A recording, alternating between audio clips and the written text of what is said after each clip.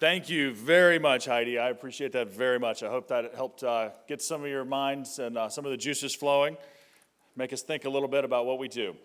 Now it's my pleasure to introduce our Dean's panel. I've been coming to this conference, as I already mentioned, for many years, and it's always interesting when I see my colleagues and people, they always talk about how much they love their dean. And how important the deans are to what they do, and how they're so happy their dean supports them, and if they could only spend more time with that dean. And now, of course, today we have a panel of deans who are really good about entrepreneurship. We couldn't recruit the guys that you guys said you hated. But we do have 5 great deans who are going to be here to answer your questions about the way they view entrepreneurship. Many times, as a center director or faculty member, you might see it your way, and they may have a very different perspective. And so that's what they're here to offer. I'm going to introduce each of the deans one by one, and as I do, I ask you to come and sit up here. You can choose whatever seat you want except this one, because I get this one. And I'm going to go in alphabetical order. First, would like to welcome Dean Anand Dallingham. Did I get close? Dean Anand? All right. From the Smith School at the University of Maryland. Maryland has...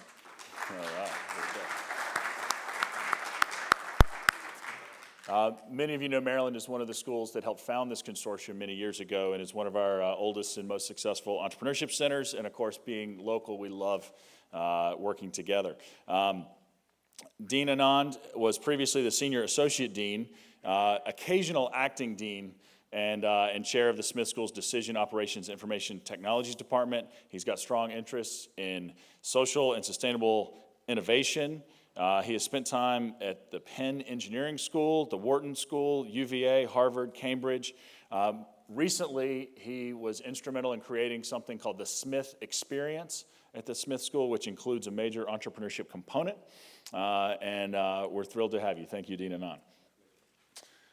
Next, I'd like to invite up is Dean Doug Guthrie from the George Washington University School of Business.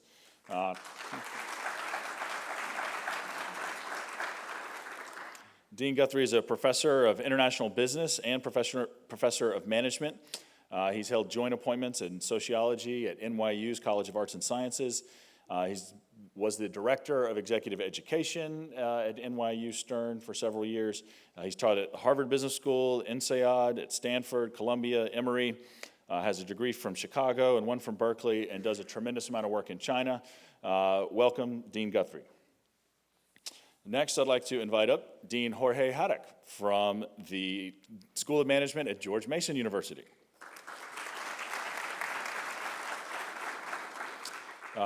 Dean Haddock was previously the dean at the Richmond School of Business, was associate dean and professor of management science and information technology in the Lally School of Management and Technology at RPI, at Rensselaer. Did I say that one right? Rensselaer Polytechnical Institute. He has a BS in civil engineering from the University of Puerto Rico. Has also studied at Purdue University. He actually owns his own patent and has a strong technical background and engineering degree, and has won awards, the 2009 Virginia Hispanic Educator of the Year.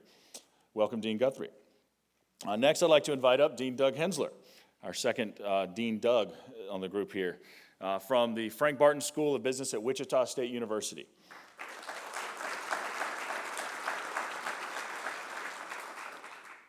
Dean Hensler has been is the interim dean or interim director for the Center for Economic Development and Business Research at Wichita State School of Business. He is the president and CEO of the Community Foundation in Wichita.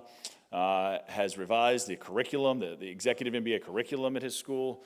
Has spent a lot of time overseas in places like Malaysia and Australia and Scotland and Dubai and Fresno. No, he was, prior to Wichita State, he was at California State University, Fresno, also at the University of Colorado Boulder, where he was a strong player in the entrepreneurship, the Deming Center for Entrepreneurship there, and is active in the aviation community in Wichita. And I'd also like to point out that he is committed, as his school is going to be the host of next year's GCEC conference. So thank you very much for being here. Last is by far the best dean in the world. This is my boss, David Thomas, dean of the business school, the McDonough School of Business. So Dean Thomas joined us here at the McDonough School of Business a little over a year ago from Harvard, where he was the senior associate dean, director of faculty recruitment, professor in organizational behavior, has expertise in executive development, cultural diversity in organizations, leadership, organizational change. Entrepreneurship was not part of his resume, but he does tweet all the time. And his academic background includes time at Yale University and Columbia University. And Dean Thomas is the son of an entrepreneur, and he learned a lot of lessons about the value of education working in his father's business years ago. So thank you very much to all our deans. And let's give them one more round of applause because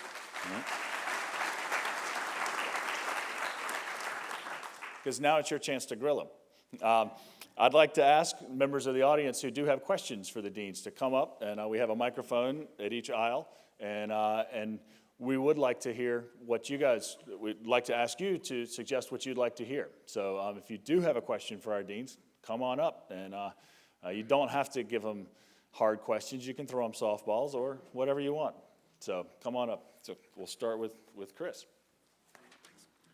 Entrepreneurship centers, Entrepreneurship centers have a lot of innovative people, a lot of people who are used to changing things, not necessarily ones used to navigating a bureaucracy.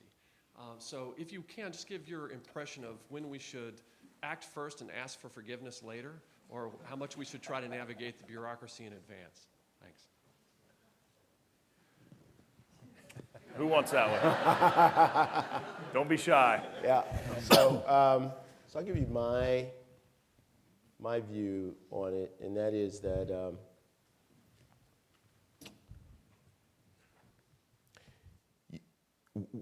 when I think you should act and be prepared to ask for forgiveness is when you're doing things that are going to mobilize demand among the constituents that I care about for what you do.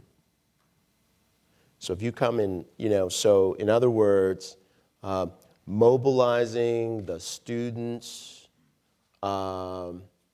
without promising things that I can't deliver, mobilizing the alumni so that when you come to me and say we should do X, I can look out my window metaphorically and see that there's a constituency that's demanding that and ready to support it, right? And I might be mad that you mobilized them and they're out there and now we have to feed that demand. I think that's how you get the, at least for me as a dean, that's how Jeff gets my attention is he comes to me and then I'm able to look out and see that there's a constituency out there for whom this is important and that constituency matters to me. I think where you need to come to me first is where what we need is a strategy that at the end of the day, we have to mobilize resources that are beyond my control. We've got to get the university on board. So I'll give you an example. Jeff and one of our entrepreneurs in residence are working on the idea for a venture fund. Now, that's something that in order for us to get approval, we've got to walk that all the way through the board of directors because it involves a number of things that have to do with investments, et cetera, et cetera, et cetera. And if Jeff were out, selling that before he got me on board, we'd have a problem.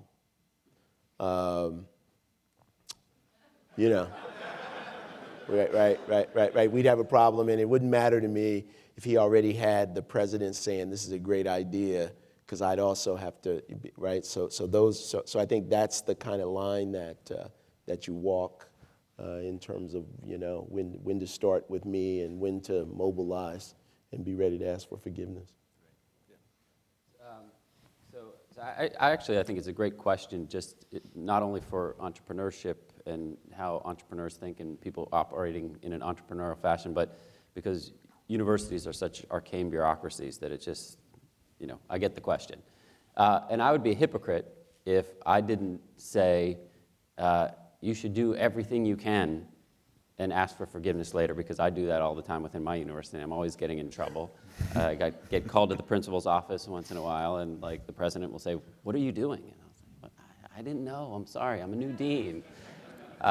So I'm all for it with two caveats. You have to be doing what's in the best interest of the university, or in this case, in the school that you're in. And if you're bringing in money, everything's forgiven. So I want people to go out and do great things, but I also, in some way they have to roll up to the vision of the school, and so what makes me nervous is when people are off doing things and it kind of creates this very fractured thing that I can't then tell a story about how it rolls up into the larger vision of the school. But for the most part, I just think, you got to let people run free. And so, but as long as you're doing stuff that serves the school and raising money for it, I think it's it's always good to go out and do great things and then ask for forgiveness later. Doug? Well, first of all, when your entrepreneurship director is Tim Pett, you don't have a choice. Lots You'd of like to be forgiveness. informed about what's going on. No, Tim does a great job. And look, I think for a dean, the job is to create degrees of freedom. And the bureaucracy is a risk-averse body, and entrepreneurship is about taking risks. So there's an embedded conflict there. And for a dean, the job is, again, to create degrees of freedom, but also to sort of be the pulling guard that gets out in front of this thing and tries to buffer things. And I think that the comment about money is really important, but I'd go at it a little bit different. I agree with the money coming in, that solves the problem, but sometimes we need money too to do things. We have to have seed money. In those cases, then we've got to have that strategy really well developed so that when we take it to the president or the provost, we make a case where they're willing to provide the seed money to do something. Sure, Jorge. Yeah, I think it depends on a lot depends on the culture of the institution. For example, at Mason, we have a very entrepreneurial culture that obviously, by definition, then it allows a lot of risk and mistakes, and they're forgiving. I'm honestly, again, in terms of my own philosophy, I don't mean to be a prude, because I'm not, but I'm not a ask for forgiveness type of person. I think that in the long term, it could build some rupture in the relationship. But I do, and the other thing is, one thing is to take risk, the other thing is to be stupid. So I think that just taking risk is acceptable. To be stupid in the long term is not that acceptable. But certainly, if you have an entrepreneurial culture, then I think to keep the people informed, that as long as there are not obstacles, would be in your best interest. If they're a less entrepreneurial culture, then you have to work that balance between taking a risk and being stupid. And to finish, it's also about what is your intent.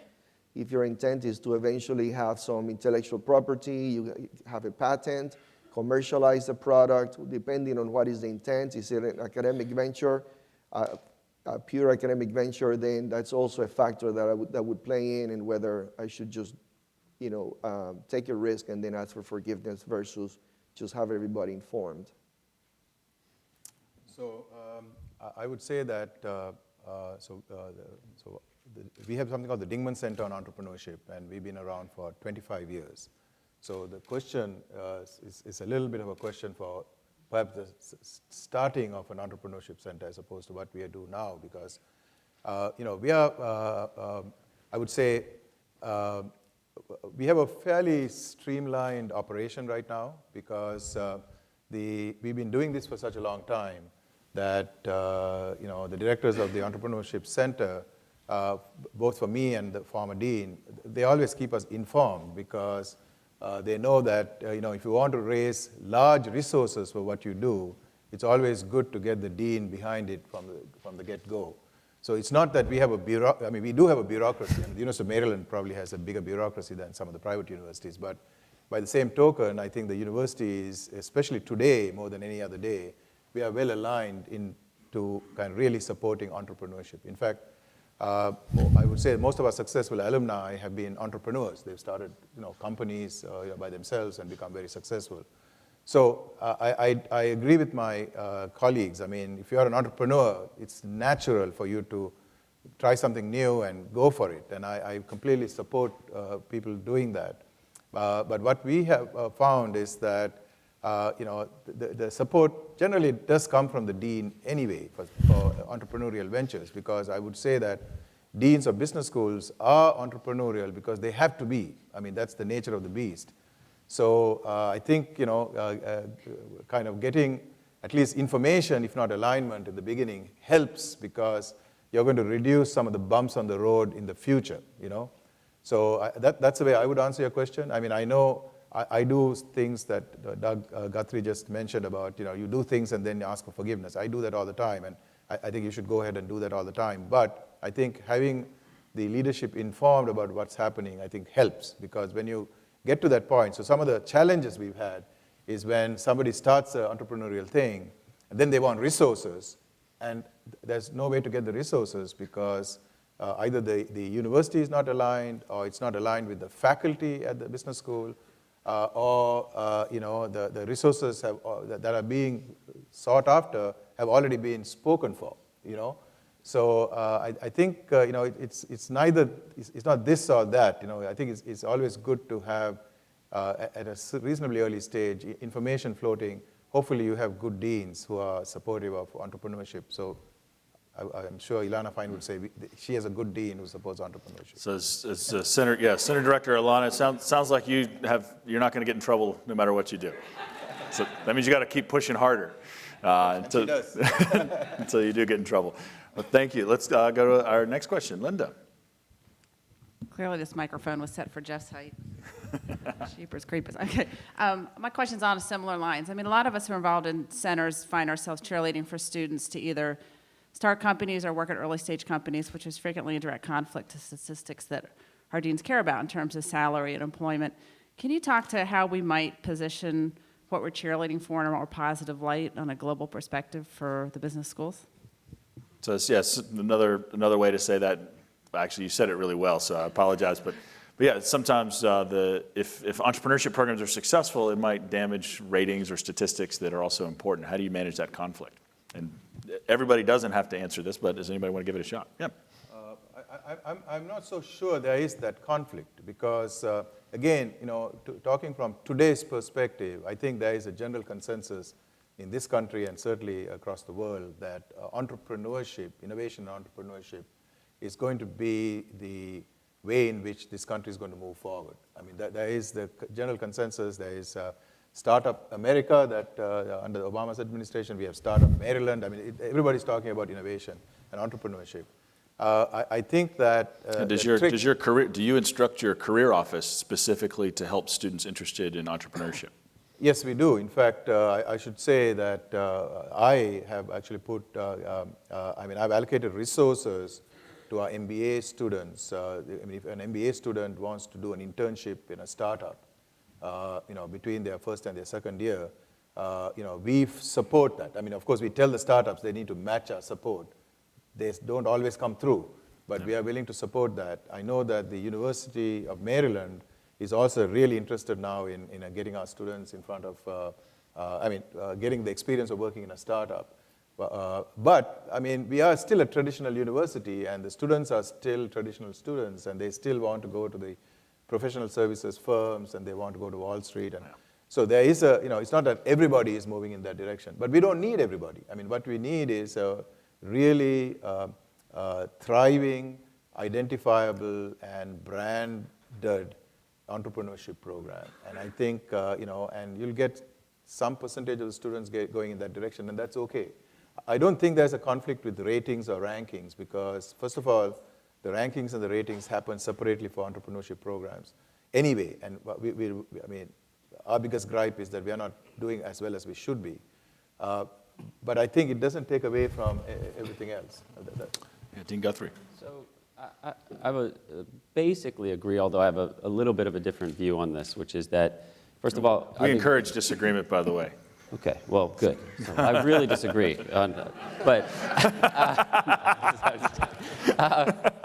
But first of all, is there anybody from U.S. News here? No. I hate the rankings. I think that they actually do measure things, but they are the worst. We are a slave to them. We just, the trustees care about them, our alums care about them, the students care about them in obsessive ways. And they are anti-intellectual, anti-pedagogical, and they sort of drive everything that's good out of universities. But they do actually measure things that matter, and so to the question, I think it's right on point, because if you look at what the rankings are, so let's just pick U.S. News for the MBAs, they are 25% of them are soaked up by student quality, and that's just something that's endogenous to the system. You have a good program, you get good students. 50% are career placement. So if you stack up all of the things that relate to where students end up, that's 50% of the rankings, right? And this is where the conflict comes in. It is much better for me if we get GE on campus and we place our students in those programs, because they will get six-figure salaries, and that has an impact on the rankings. And so there is a very, very inherent conflict there, whether it's, and it's, by the way, it's not just for entrepreneurship. It's also for, I would love to be training business students to go into nonprofits, into the government. We can't, we try to support those as much as we can, but when you have a career center and you have to give them direction, they are as much of a slave to the rankings as we are, because they actually work for us. So, they have to do what is going to drive those things for the school. And so there is an inherent tension within that. And the people who are interested in doing the most interesting things are often going to get left out of there. Now, to Anand's point, though, there's a final 25% if you add it up. So we got 25% on student quality, 50% on career. There is another 25% that is what I like to think of as branding potential. And it's a very, very silly metric, but basically what it is we all get a survey, and we have to fill out this thing that says, like, what's interesting about what George Washington's doing, or what's interesting, and of course, all of the halo effects that happen, but there, most people think that that's driven by the quality of the faculty, which is important, but it's also driven by the fact, like, oh, that place Babson, they have an amazing entrepreneurship program. I think they're doing really interesting things. Or that place McDonough, They put together really some pretty cool interesting videos too, right? Right. So there is a piece there that's really important that I think is about entrepreneurship, not just entrepreneurial centers, but entrepreneurial work that deans and schools do. And so, of course, an entrepreneurship center can be a part of that, and there's a good reason to invest in it. But in terms of this career services issue, I think it's a really good question. It's right on point because there is an inherent conflict. Dean Hensler. I think for us, there's a very important context to the question, and that is where we are, Wichita. Wichita has a very long history in entrepreneurship.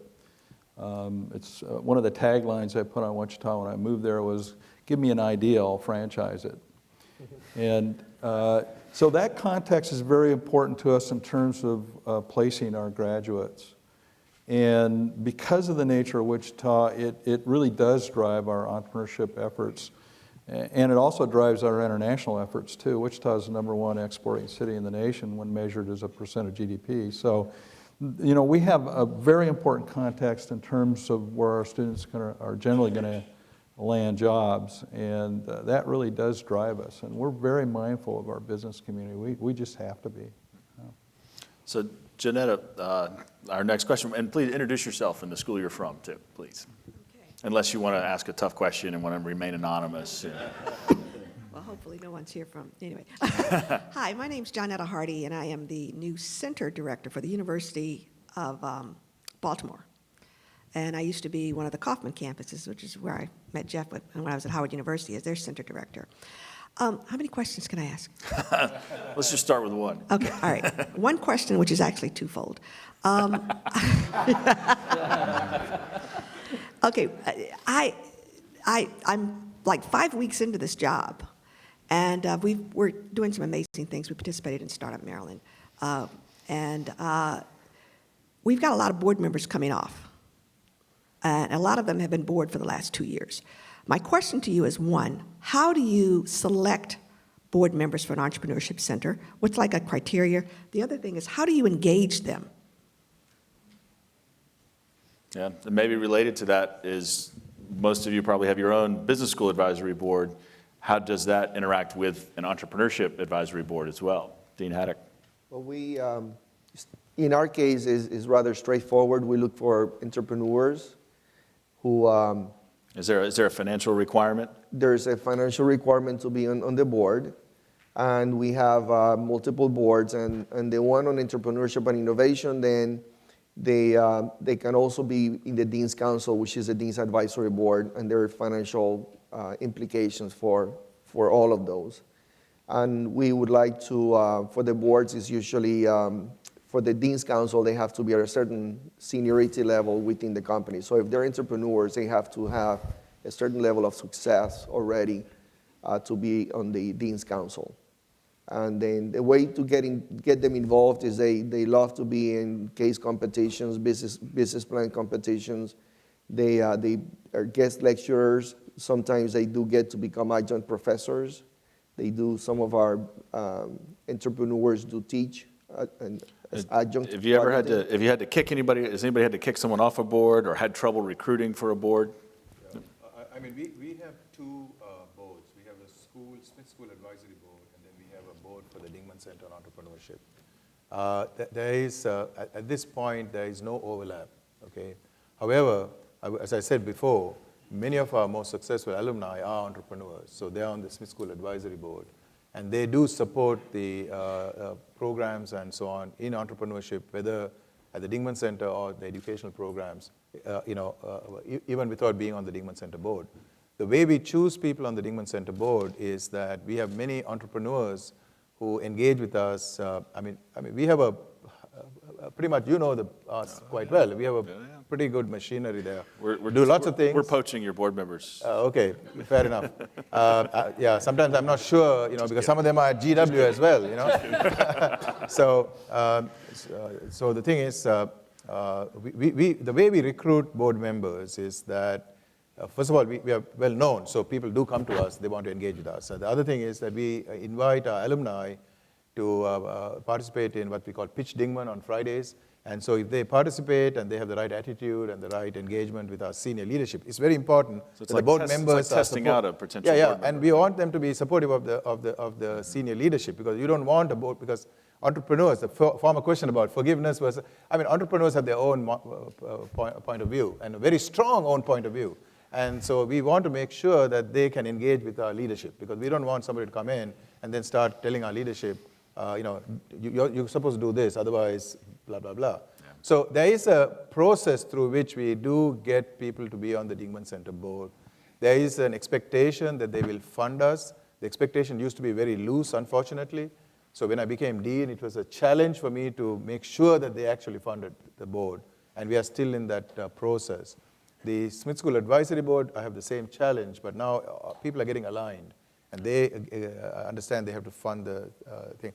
What we have is the opposite problem. We have lots of people who want to be on the Dingman Center board, and we have to kind of be polite and, not necessarily, discourage them from supporting us. At the same time, also not encourage them to the extent that they assume that they're going to be on the board after two visits. Maybe some will go to the University of Baltimore. Yeah, that's fine with us, because a lot of our entrepreneurs are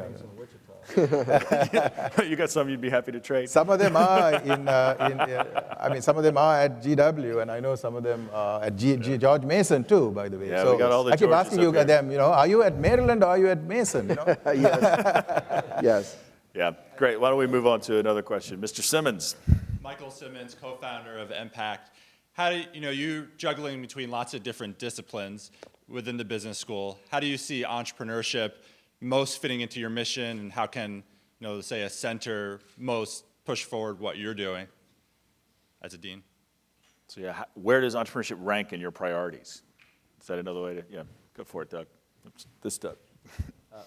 So it's actually a really interesting challenge for us at GW, because we have people who are very interested in it, and we have students who are very interested in it, but you have to really rank things in terms of priorities. And as much as I want to have this as a central thing, it's just like one of many that come about. So my way of dealing with this has really been to think about entrepreneurship in a very interdisciplinary way.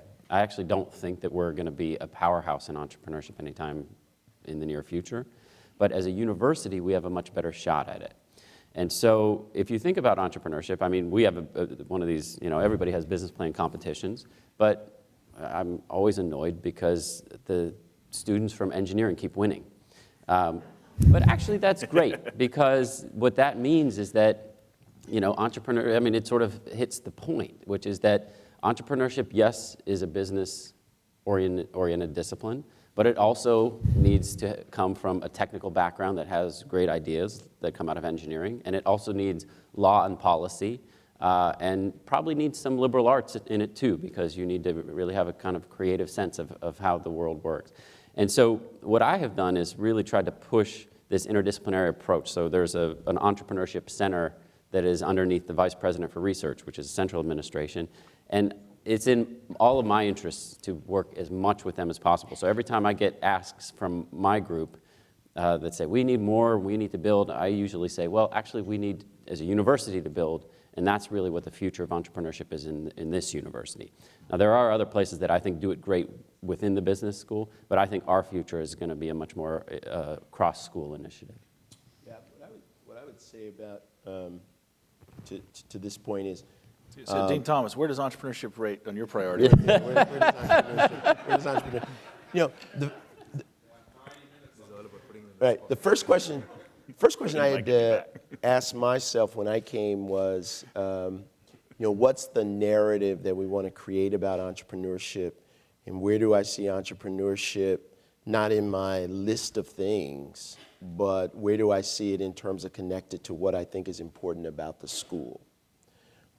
And so we have 5 strategic themes that in the last year have been adopted by the faculty to guide the work of the school. And one of those themes is in service to business and society. And people ask me about entrepreneurship and, why are we putting all this effort into entrepreneurship? And I articulate entrepreneurship as part of us delivering on the strategic theme of being in service to business and society. And that's what I see entrepreneurship, its value, and that it's connected to whether or not we find our way out of the current global economic malaise. It's going to be entrepreneurship that pulls us in. And that actually draws people in to see entrepreneurship as important. The other way that I think about entrepreneurship is how does it help us position ourselves in relationship to our students and to the broader university? And shortly after I came here, Jeff and I sat down, we talked about entrepreneurship, and became very clear that the way we see entrepreneurship is that the work that Jeff and others here are doing is not about the McDonough School of Business. It's about making the McDonough School of Business the epicenter for entrepreneurship across Georgetown. And it's very interesting to me. We have a new provost, and he's already heard about what we're doing here in entrepreneurship, and now wants to make that part of the university because of the way that we've positioned it. Where I think the challenge often, the challenge is figuring out how we align the academic side of the house, the faculty side of the house, with entrepreneurship. And there, some of it is helping faculty see that what they teach is actually relevant to entrepreneurship. So, Jeff did a kind of, survey of what we teach in the school and what actually is important to entrepreneurship. And it's actually amazing how many of our faculty are actually doing things and teaching things and doing research that really is connected to, if not central to, entrepreneurship, and helping them understand that. And that's created a kind of, uplift, if you will, I think, of the acceptance and importance of entrepreneurship here, to the point where I don't think there's a debate anymore about whether or not entrepreneurship is important at the McDonough School of Business. And I think people probably would accept that it's one of the most visible things that we have going here, as well as important things that we have going here at the school. Please keep going. No, I'm just kidding. That's good, actually. Let me tell you, so I told you, we've been around, the Dingman Center on Entrepreneurship has been around for 25 years. And the honest truth of the matter is that in terms of priority, meaning the way I think about priorities is everything in the school aligned in a certain way, and that perhaps things that are fully aligned are probably the highest priority at some level, right? So we have gone through, we've done really well for a while, we've gone down for a while, and so on and so forth. So the priorities have shifted. That's what I can tell you honestly. And the biggest issue is what David just mentioned, which is how do you align faculty with this whole area in entrepreneurship? Now, I've got to give a shout out to my good friend and the person who started the Dingman Center, Rudy Lamone, who's sitting in the audience. When Rudy was the dean, and I think he had just stopped being the dean, he really pushed entrepreneurship and really started this whole thing. In fact, he started the GCEC, and the conference and so on. So we've been pioneers here. And for a while, we did really well because we, in fact, had a department of entrepreneurship with faculty who are doing research, teaching in entrepreneurship and everything else. And so at that point, it was fully aligned. But we do have a large faculty who do research in all sorts of different areas. And if you randomly pick a faculty, and I'm going to steal your idea, by the way, of asking them, how are you entrepreneurial? But if you look at what they do, they don't necessarily do research and teaching in the area of entrepreneurship. So if you go to the faculty and say, okay, what are your highest priorities? The entrepreneurship does not come at the top. I mean, it comes at the top if you have a dean who's speaking about it all the time. And then when that doesn't happen, then it kind of, I would say, the priority seems to go down. And then you need a dean back again talking about this. So I would say today, again, luckily for us, we have aligned a whole bunch of things. So first of all, we talk about giving back to society. We have really a thriving program on social entrepreneurship. So the Dingman Center was the home where the social entrepreneurship started, but we've kind of put it out, and we have something called the Center for Social Value Creation. Now we have 2 centers where there is entrepreneurship, right? The second thing is that the university, which is, we do something like $500 million of externally funded research. And we have never been entrepreneurial enough to move that $500 million into companies the way we should. But now the university is coming around to it as well. So today, I would say that the university, to Doug's point, is pretty much talking about innovation entrepreneurship, right? The School of Business is now talking about innovation entrepreneurship. So we are, I would say, a high priority. Is it a good thing or a bad thing when your boss starts to adopt your priorities? I mean, it obviously can be either, right? Maybe that's a question. I don't think there's enough time in this conference for you me to tell you all the frustrations of sometimes of the boss adapting, because we frequently, and again, I have a whole bunch of people in the audience, including Rudy, who will tell you this, that they adapt it and they don't know what the heck they're talking about sometimes, and then and they're not. So entrepreneurship is a business topic. Right? Yeah, but the business school wouldn't try to do brain surgery. Well, that's the med school. Entrepreneurship is engineering, as well as the arts and sciences, as well as everything. It's actually everything. The only thing is that sometimes they don't know how to go from A to B, and that's why you need these entrepreneurship centers to teach them how to go from A to B. But then, at the level of provost and president, and I hope none of them is here today, they think they know the answer, and then they are very difficult to educate. I mean, the secret to all the students in this audience are the most difficult people to teach are the professors.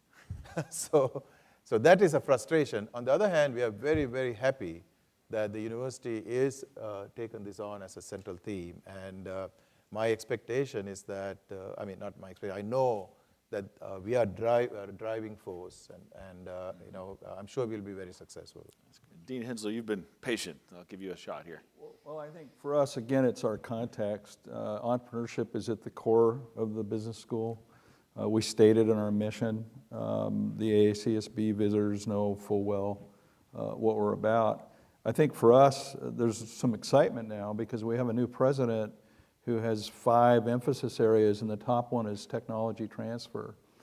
And so our ability to get the innovation that's being created, particularly in sciences and engineering, and just one example, 70% of the FAA-sponsored research in aviation composites is sitting on our campus.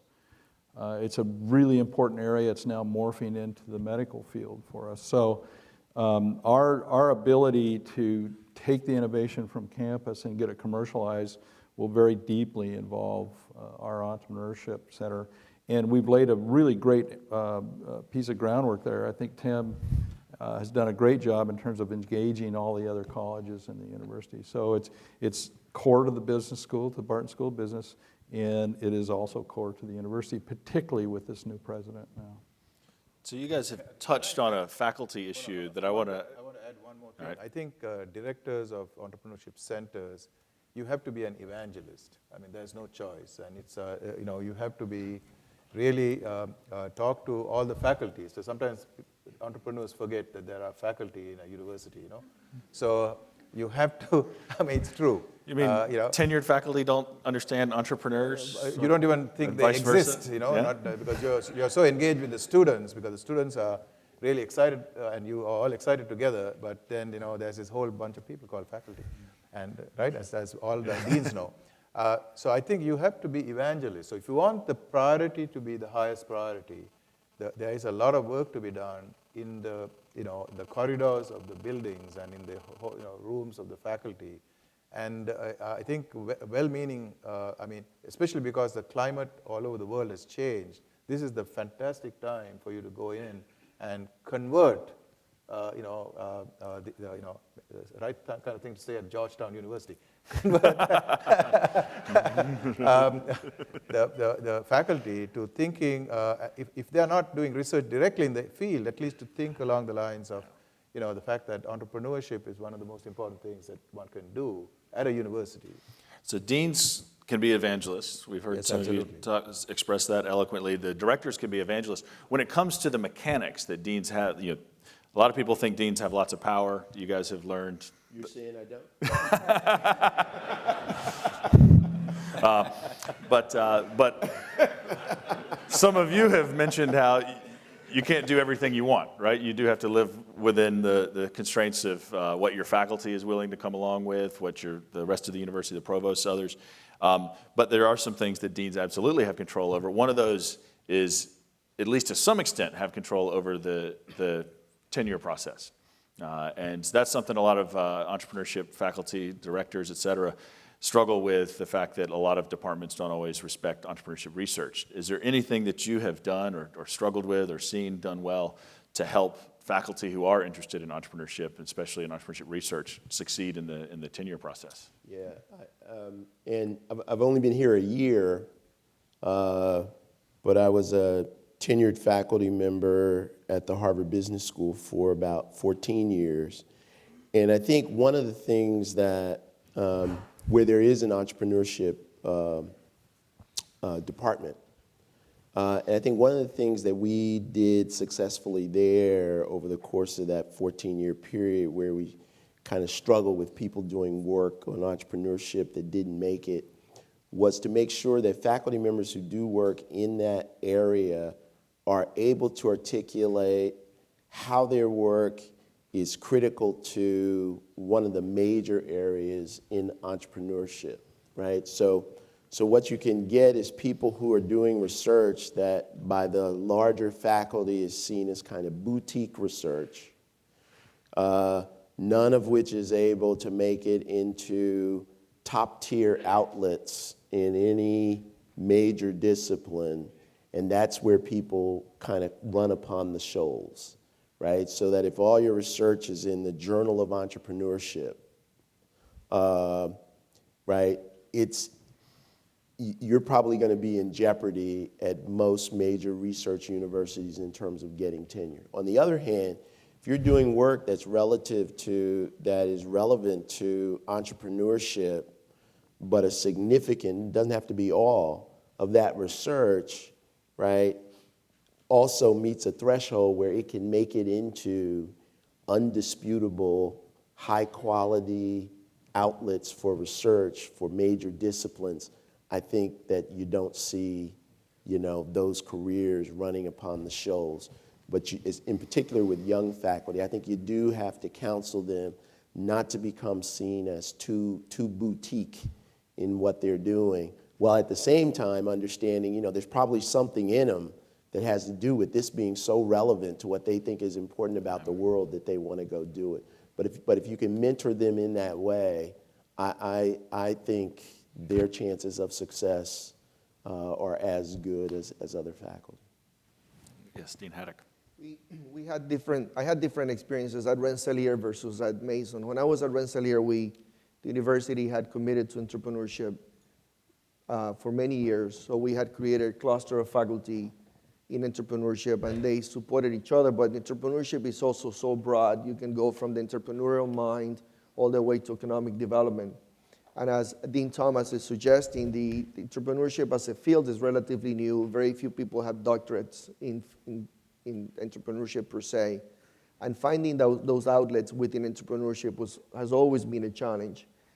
Rensselaer, we had the advantage of a cluster of faculty that supported each other, understood each other, created a reputation as a whole being at Rensselaer. Whereas at Mason, we don't have the resources, so it's been more challenging for them finding those high-quality outlets within their field. So they tend to publish in other disciplines. But I think that the quality outlets is extremely difficult for faculty, or a challenge for faculty, when it comes to the external letters of review for their promotion and tenure. Anand? Actually, we are again at a different... you guys tried the department for a while. Yeah. So we had a department of entrepreneurship, and we had some really good people, and we certainly the challenges that are outlined by Jorge and David are real challenges, meaning that you need to make sure that the faculty who call themselves entrepreneurship faculty do really good research and publish in really good journals and so on.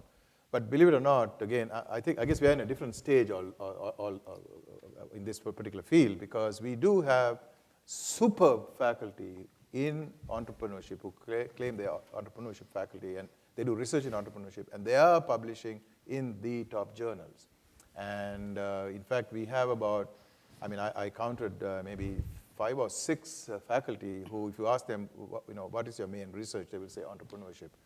So so in terms of the business school model of providing tenure, we have, I think, I don't know, 5 or 6 is not large enough. We need to build that, but we do have faculty who are really good, who publish in the top, what the business schools call A journals.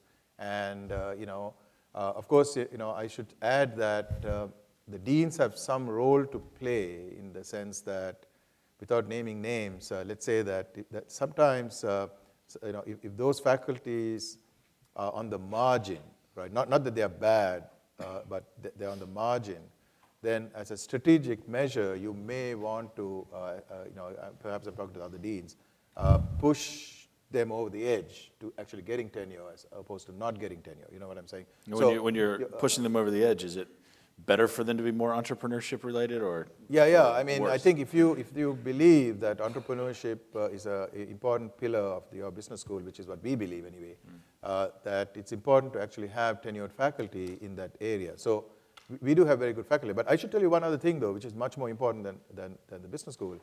The University of Maryland has now, with the agreement of the governor and the state, to have agreed to change the tenure criterion at the university to include entrepreneurship. Meaning, if an engineering professor, now we are back to the fact that engineering is a very, very important part. I mean, although we are talking among business schools, the biggest mistake we can make is to pretend that we are the only ones who do entrepreneurship. In fact, my brother is in Silicon Valley, and he thinks that MBAs do nothing. So, and he's an entrepreneur, and he's a much more successful entrepreneur, if you look at his net worth, than I am.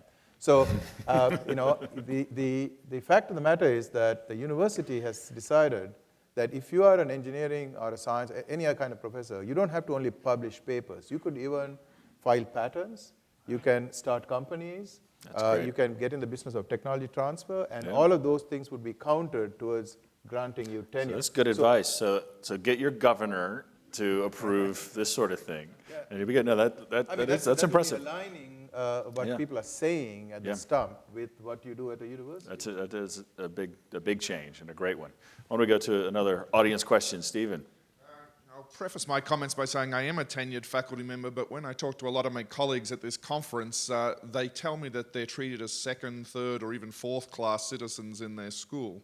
So my question is, A, do you as deans feel you have a responsibility to address that? And B, what specific actions are you taking to raise that issue in your school? Yeah. The faculty that are in our entrepreneurship program have better offices than the rest of the faculty. That's good. That's a good start. Yeah, we have a building that was given to us by Tom Devlin, a co-founder of Rent-A-Center.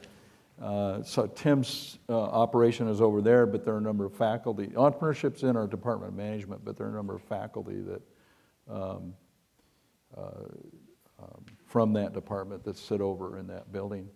So, you know, for us, it's not second-class citizen. I hope they don't feel that way. And it kind of relates to the former question, and so let me give an example. The last person we had go up in finance for tenure had a journal of finance at JFQA and an RFS and some other, about 3 other publications. And if those other publications had been in entrepreneurship journals applying finance to that area, that individual would have gotten full support from, I think, his department, but also the dean's office. And in fact, if an AACSB team came in and objected to it, we'd be headed for the conference room to tango, and I'd be obligated to tell him that I wrestled in high school and college. It's a dean that will literally fight for you.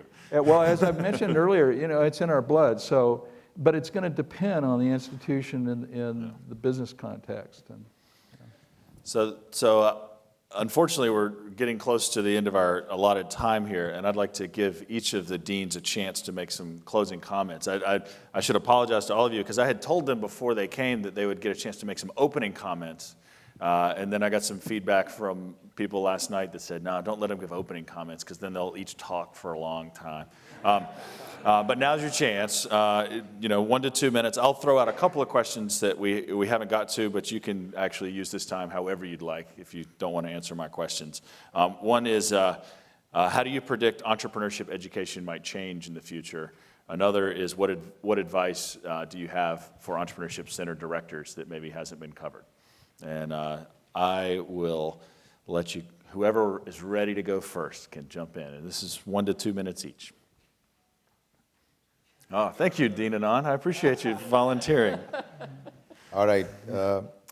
So I'm going to start by answering the last question a little bit, and that might fit in with what you're asking. I mean, entrepreneurship is not something that happens in the classroom alone, obviously. It really is, you really need to, it has a combination of certainly intellectual mindset, just a mindset in general, experiential mindset you could call it. And so when you put together what we call faculty in an entrepreneurship enterprise, you need a combination of scholars as well as practicing scholars, let's say, or professors of practice or somebody, right? So the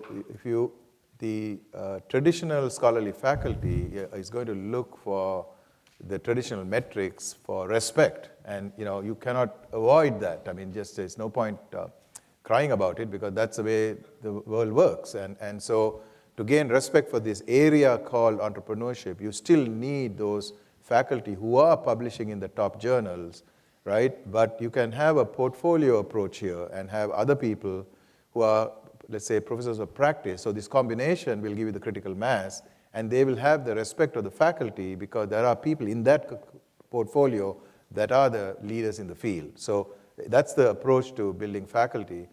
The couple of things I should tell you about us, I mean, we are also very international. I mean, we have been running a business plan competition in China in partnership with Peking University, the Guanghua School of Business there, I think since 2004, if I'm not mistaken. I mean, and you know, so I go to China every January. It's pretty cold in Beijing, but nevertheless, we have a fantastic turnout, and it's one of the best things. And in fact, last year we did something very innovative. We had teams from China competing with teams of some teams from the Smith School, and also from Israel, because now we also have a program in Israel. I know that we have a delegation going to Israel very soon with the governor, and one of the conversations there is going to be kind of a business plan competition, right? Last point. Last point. Okay. So I think this is why we didn't give him the opening remarks. Yeah. So let me say, entrepreneurship inherently is global. In fact, just to say that if you go to Silicon Valley, you'll find that most of the people who've done startups, I would something like 40 to 60%, depending on what reports you read, immigrants. So it's important that we really think of this as really a vehicle through which we also globalize the great academic enterprise of the United States. Thank you. So I'll just take a stab at your questions, at first when you raised your question, I was a little surprised because, you know, if you're a star, you're a star, and everybody, you know, it's pretty basic stuff. But when I thought about it a little deeper, it is true that traditionally business schools and all universities tend to build around functional areas of departments. So you pick finance and you go deep in finance, or you pick leadership, or you pick strategy, and so then that does create this dynamic in which entrepreneurship or international business or a number of other things are second-class citizens.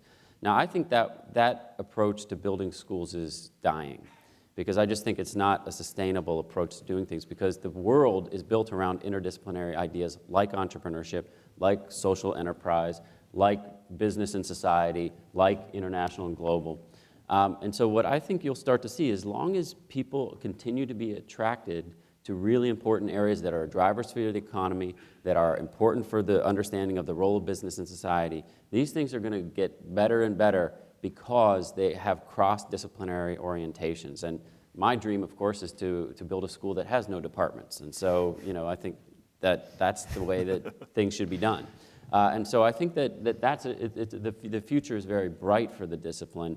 But again, you gotta do all the things that Dean Thomas was talking about, like publishing in the top journals, and you have to kind of embed yourself in the vision of the school. But if you do those things, you know, you can't run away from the issue of entrepreneurship. So. That's great. Yeah. There's a school of thought that says that innovation and entrepreneurship, they're the same, where entrepreneurship is a subset of innovation, and that innovation in large companies or mid-sized companies is as important as entrepreneurship of new ventures.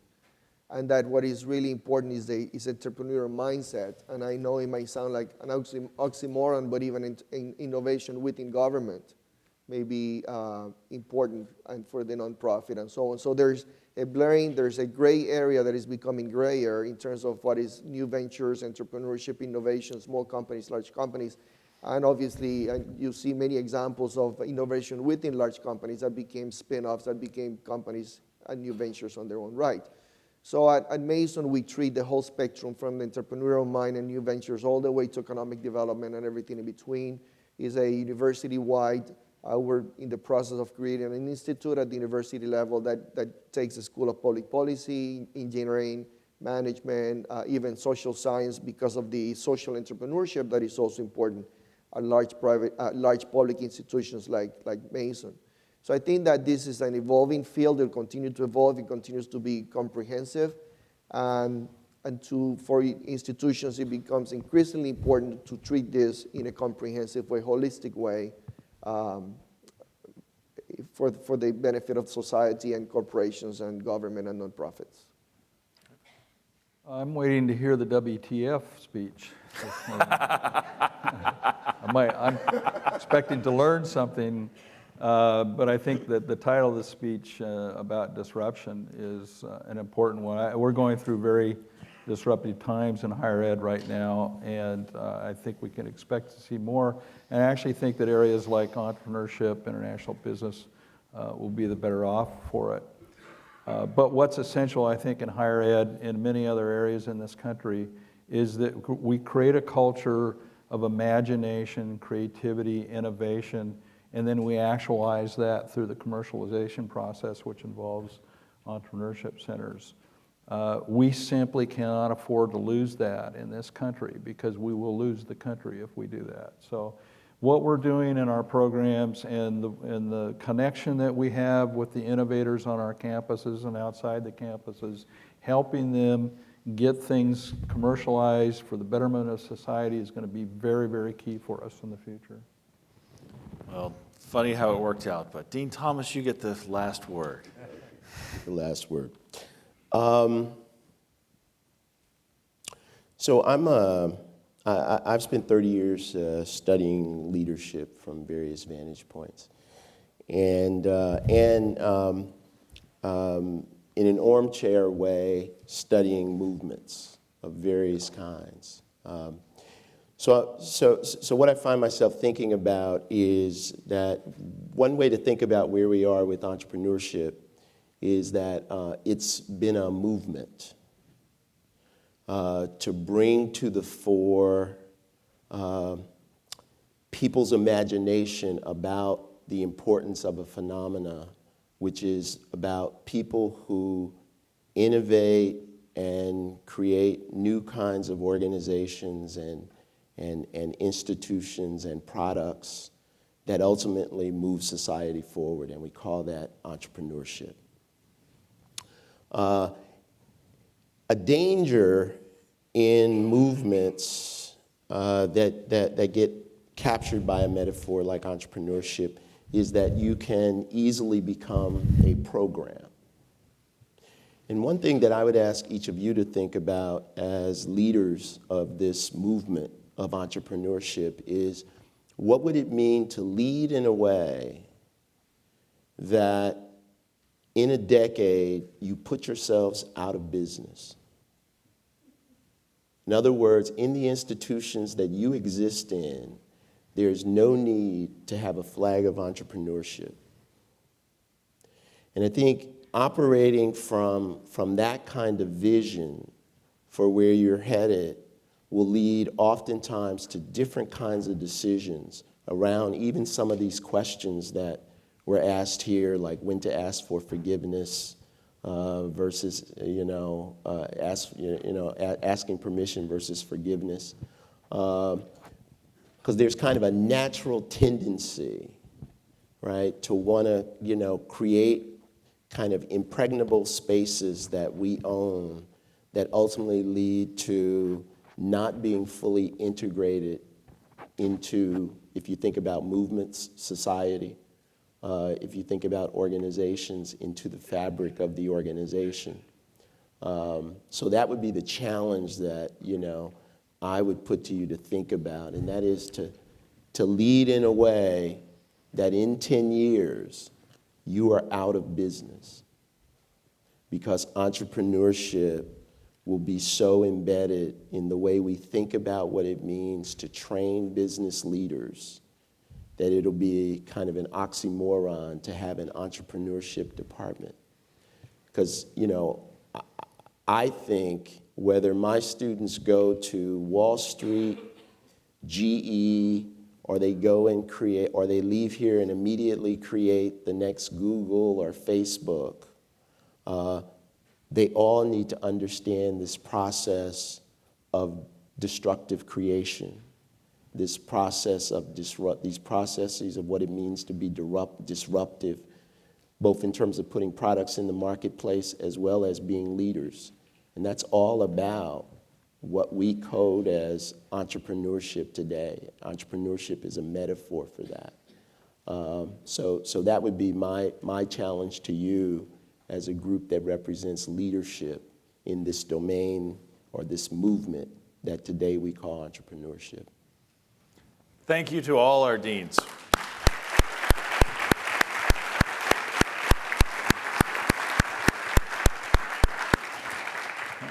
I certainly made some career notes there. Better find a new job, at least in 10 years. You can have mine. All right. It's a deal. The dean will be the head of entrepreneurship. We'll trade with you. So before we break, I do have a couple of very quick things to say. One is that the break and the food and the whole conference and everything is only possible because we have some great sponsors. And so I want to thank some of those here. Our executive sponsor is Elutions, leader sponsor, the Kauffman Foundation, and angel investor sponsors, Co-Founders Lab, Launch Plan, and NCIIA, and innovator sponsors, which, by the way, these two schools have sponsored the hospitality suite last night and tonight, the University of Missouri, Kansas City, and Wichita State University. So these folks have actually helped pay for the coffee and pastries and things that you're about to grab. And a lot of these sponsors have tables outside here. I'd also like to, so I'd ask you to stop by and see them. And also thank our Leadership Circle schools. There are a number of schools, part of the consortium, who step up and provide extra support for the organization. We'll thank them individually later, but they also have tables, and I'd love for you to stop by and see the things that these schools are doing. Our break, logistically, two very important things. Most importantly, the restrooms in the building on all floors are located in the middle of the building. So you'll see them pretty quickly, but on every floor they are there. I'm sure there'll be a rush. And the break is actually located in two places as well. There's coffee and food right outside the back doors of the auditorium, as well as on the fourth floor in the conference lounge in Fisher Colloquium. Next most important thing is we will start again at 10:30 for our plenary session, and among other things, you'll get to hear the WTF speech. So be back here at 10:30. Thank you. Thank you again to our deans.